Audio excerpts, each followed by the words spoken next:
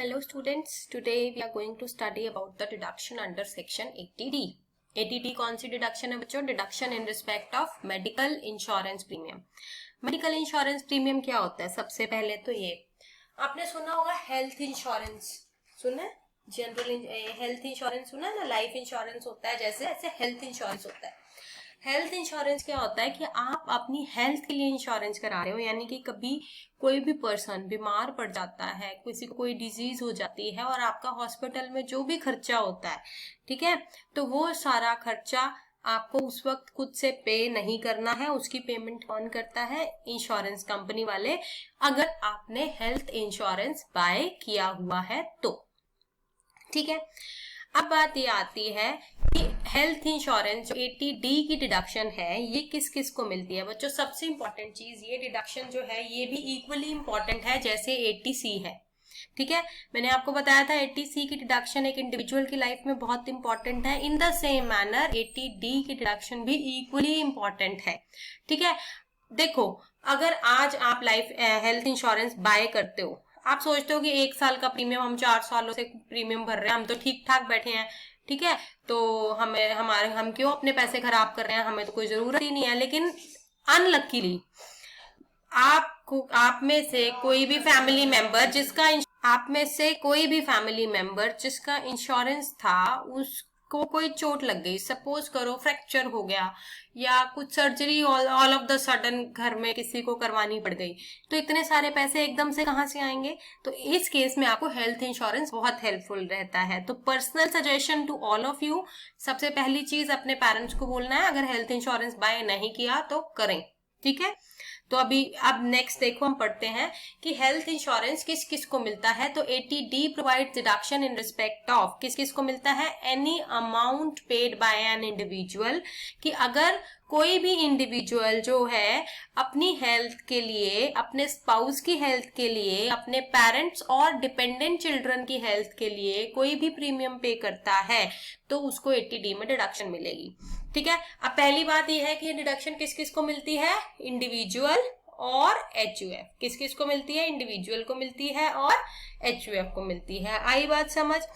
दूसरी बात, अब मैंने आपको 80C में बताया था इंडिविजुअल में कौन कौन आता है. यहाँ पर इंडिविजुअल चाहे ओन हेल्थ अपने लिए करवाए, स्पाउस के लिए करवाए, पेरेंट्स के लिए करवाए या डिपेंडेंट चिल्ड्रन के लिए करवाए. देखो द डिफरेंस समझो, 80C में चिल्ड्रन था, एनी चिल्ड्रन. 80D में क्या है? डिपेंडेंट चिल्ड्रन, ऐसा चिल्ड्रन जो आप पे डिपेंडेंट है. और HUF किस किस के लिए करा सकते हैं? To keep in force insurance on the health of any member of the family. ये 80C वाला सेम है. आया समझ?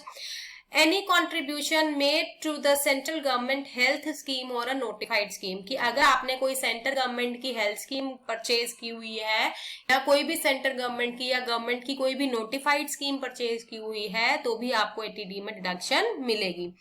तीसरा, any amount paid on account of preventive health checkup of assessee. Preventive health checkup क्या होता है? रूटीन चेकअप कहते हैं ना, करवाना चाहिए थोड़े थोड़े दिनों में, कहते हैं ना कि आपको एक रेगुलर चेकअप कराना चाहिए, आपको सारे टेस्ट करवाने चाहिए. That is what we call preventive health checkup. तो अगर आप कोई प्रिवेंटिव हेल्थ चेकअप करवाते हो, असेसी अपने स्पाउस का करवाता है, अपने पेरेंट्स का या डिपेंडेंट चिल्ड्रन का करवाता है, उसके ऊपर कोई भी खर्चा है वो सारा कहाँ? 80D में कवर होता है. आई बात समझ? अब देखो कंडीशंस क्या है. The payment should be made by any mode of payment other than cash. However, the preventive health checkup payment can be made in cash also. पहली बात कि 80D की डिडक्शन अवेल करने के लिए सबसे इंपॉर्टेंट चीज ये है कि आपको पेमेंट कैश में नहीं करनी है, अदर देन कैश करनी है. आप चेक से करो, ड्राफ्ट से करो, ई ट्रांसफर करो, लेकिन आपको कैश से पेमेंट नहीं करनी है. दूसरा, प्रिवेंटिव हेल्थ चेकअप के लिए करवा रहे हो तो कैश में कर सकते हो, लेकिन उसके आगे लिमिट है 5000 की मैक्सिमम. अभी हम पढ़ेंगे, आपको पता चल जाएगा. The amount should be paid out of income chargeable to tax. Taxable income से पे करना है. The premium must be paid during the previous year up to 31 March. अब प्रीमियम कब तक पे करना है? 31 मार्च तक आपने उसका प्रीमियम पे कर देना है. यानी कि वही प्रीवियस ईयर में पे करोगे, जिस ईयर में पे करोगे उसी ईयर में उसकी डिडक्शन मिलेगी, अदरवाइज उसकी डिडक्शन आपको नहीं मिलेगी. इफ मेडिकल इंश्योरेंस आपने करवाया है is done for 2 or more years, then the proportionate deduction shall be applicable starting from the year in which the premium is paid to the year in which premium period expires. Means अगर आपने एक ही बार 2 या 4 साल के लिए policy खरीदी है तो प्रीमियम 1 साल में पे किया मान लो, तो जितना भी प्रीमियम आप पे करोगे और वो पॉलिसी जितने भी साल का, लेट्स टेक एन एग्जांपल, आपने 4 साल की पॉलिसी खरीदी और 4 लाख पे किया, तो डिवाइडेड बाय 4 कर दोगे और 1 साल के लिए 1 लाख का आपको मिलेगा, प्रोपोर्शनेट अमाउंट का मिलता है। देखो लिखा है ना, the proportionate deduction shall be available. ठीक है, और किस दम कब से वो स्टार्ट होगा 1 लाख, जिस ईयर प्रीमियम पे किया, और कब तक चलेगा, जब तक वो प्रीमियम एक्सपायर होगा। आया समझ? This chart is very important.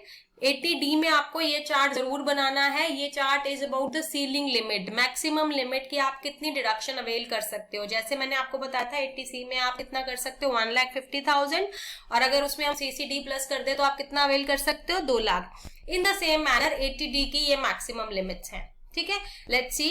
अब इसके लिए एक पॉइंट जो आपको लर्न करना है वो ये है कि अगर आपने इंश्योरेंस करवाया है किसी का भी और वो सीनियर सिटीजन नहीं है, उसकी जो एज है वो लेस देन 60 इयर्स है, no one has attained the age of 60, अगर जिसकी एज 60 से कम है तो उसके लिए कितनी लिमिट है, 25,000, और अगर जिसकी एज 60 से ज्यादा है तो कितनी लिमिट है, 50,000। अगर तुमने इसमें मेन ये बात याद करनी है। अब देखो, no one has attained the age of 60 years. अब तुम अपना एग्जाम्पल लेकर के चलो, तुम छोटे छोटे बच्चे हो, 18 साल के हो, है ना, 20 साल के हो, तो तुम्हारे पेरेंट्स 60 साल के तो नहीं होंगे।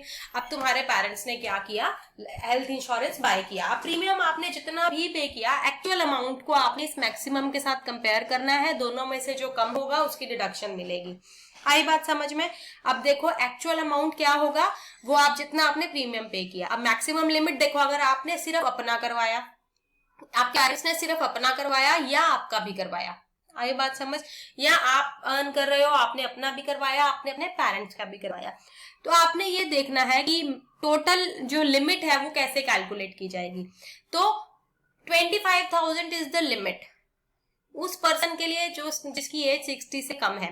तो यहाँ पर देखो, सेल्फ, स्पाउस और डिपेंडेंट चिल्ड्रन, अगर सारों की एज 60 ईयर से कम है, सीनियर सिटीजन नहीं है, तो मैक्सिमम लिमिट कितनी हो गई, 25, और पेरेंट्स भी अगर 60 से कम है तो मैक्सिमम लिमिट कितनी हो गई, 25, तो टोटल कितनी लिमिट होगी, 50। अब एक्चुअल प्रीमियम पेड को आप किसके साथ कंपेयर करोगे, 50,000 से, दोनों में से जो कम होगा उसकी आपको 80D में डिडक्शन मिल जाएगी। इन द सेम मैनर, अगर आपकी एज, अब मैं अपना एग्जांपल लेकर के चलती हूँ, मेरी एज तो 60 से कम है, लेकिन मैं अपना इंश्योरेंस करा रही हूँ, तो मैंने अपने पेरेंट्स का साथ करवाया, और मेरे पेरेंट्स की एज क्या है, 60 प्लस है, तो उनकी एज अगर 60 प्लस है तो उनके लिए मैक्सिमम प्रीमियम की डिडक्शन कितनी है, 50, और मेरे लिए कितनी है, 25। मेरे में क्या है कि मैं अपने हस्बैंड और अपनी डॉटर का साथ करवा रही हूँ, तो टोटल लिमिट कितनी हो गई, 25 plus 50 is equal to 75,000। Assessee और स्पाउस और his parents are above 60 years of age, अगर सभी, मान लो कि भी अब तुम्हारे मतलब मान लो कि मेरे पेरेंट्स ही करवा रहे हैं, मैंने नहीं करवाया, मेरे पेरेंट्स ने इंश्योरेंस करवाया, अपना करवाया और अपने पेरेंट्स का करवाया, मान लो मेरे ग्रैंड पेरेंट्स भी अभी जिंदा है, तो 50,000 ये और 50,000 ये, टोटल हो गया 1 लाख। तो मोरल ऑफ द स्टोरी क्या है कि अगर सीनियर सिटीजन कोई है तो मैक्सिमम लिमिट कितनी है, 50,000, और अगर सीनियर सिटीजन नहीं है तो मैक्सिमम लिमिट कितनी है, 25,000। दोनों को प्लस करके आप इस तरह से आप अपना टोटल डिडक्शन का अमाउंट निकाल लोगे, और मैक्सिमम लिमिट को आप कंपेयर करोगे actual amount of premium paid के साथ, whichever is less is allowed as deduction under section 80D। आई बात समझ? इस लिमिट के अलावा जो डिडक्शन है वो है प्रिवेंटिव हेल्थ चेकअप की, मैंने आपको बताया था, payment made on preventive health checkup is eligible for deduction to a maximum of 5,000 and such amount shall be within overall ceiling of 25 or 50 as the case may be। तो अब यानी कि अब ये 50 में क्या है कि ये कैसे, अगर मान लो आपने प्रिवेंटिव हेल्थ चेकअप का भी करना है तो आप ये 45 + 5 कर सकते हो, 70 + 5 कर सकते हो, इस तरह से कर सकते हो। ठीक है, तो इन केस HUF और डिडक्शन इज 25,000 और द 50 एज द केस में भी सेम चीज है, बस इसमें यहाँ पर क्या देखना है कि HUF का मेंबर अगर कोई सीनियर सिटीजन है तो 50,000 और अगर नहीं है तो 25,000। आई बात समझ? Let's read this note. assessment year 1920, any uninsured senior citizen medical expenditure 50,000 will be allowed as deduction. Okay, but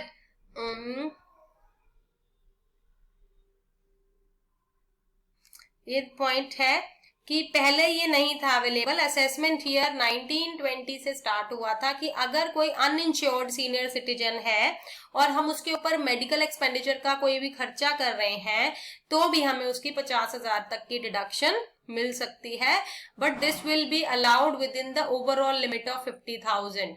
इसके मतलब ये 50 + 50 नहीं हो जाएगा, उस 50 लिमिट के अलावा, मतलब अगर आपने हेल्थ इंश्योरेंस करवाया हुआ है तो आपने मैक्सिमम 50 क्लेम कर लिया, नहीं करवाया तो आपने मेडिकल एक्सपेंडिचर कोई किया है तो वहां से क्लेम कर सकते हो। How ever the deduction for medical expenses shall be available only in case of senior citizens not having any health insurance.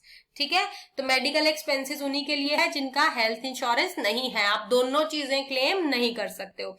Let's have a quick sneak peek of the illustration number 5। फटाफट से आप लोग अपने mind में इसके answer सोचते जाइए। 6,000 paid by cheque for insuring his own health, अपनी हेल्थ का इंश्योरेंस के लिए 6,000 पे किया, और कैसे पे किया? चेक से, तो अलाउड है। इसको लिखते जाओ, लास्ट में प्लस करते जाना। ठीक है, particular amount, calculation of amount of deduction under section 80D, same जैसे फॉर्मेट था। लास्ट में मैं एक बार आपके सामने स्क्रीन पे कर दूंगी। 6,000 paid by cheque on 20th May 2020 for insuring the wife's health. अब ये मई 2020 है और ये ईयर हमारा मार्च 20 में खत्म हो रहा है। यहाँ से देखो 19-20 का है, इसका मतलब ये डिडक्शन अगले साल मिलेगी। Third point, 3,000 paid in cash, cash है, not allowed. 3,000 paid by cheque for insuring minor son health not dependent on him, अब ये डिपेंडेंट ही नहीं है तो खत्म बात, इसको भी नहीं लेना।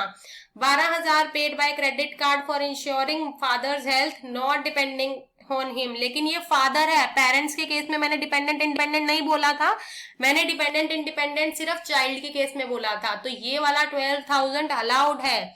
10,000 paid by debit card for ensuring mother's health dependent on him, allowed. 6,000 paid in cash for owns and wife preventive health checkup, preventive health checkup के लिए मैक्सिमम कितना है? 5,000 बताया था ना, तो इसमें इसको तुम 6,000 नहीं लिखोगे, 6,000 और 5,000 whichever is less, 5,000 लिख दो। 5,000 paid by check for parents preventive health checkup, total करके लिखना होता है, अलग अलग नहीं मिलेगा। See, this is the solution। जो सारे अमाउंट्स आपको बताए हैं यही सब बताया ना मैंने आपको, ठीक है, तो टोटल कर दिया, अपना हो गया 25, पेरेंट्स का टोटल 17 और 22 है एक्चुअल, 25 और 50 की है लिमिट, दोनों में से कंपेयर करो, 17 और 25 विच एवर इज लेस 17, 22 और 50 विच एवर इज लेस 22, तो दोनों को मिलाकर के कितना बना? 39,000। तो 80D की कितनी डिडक्शन मिलेगी?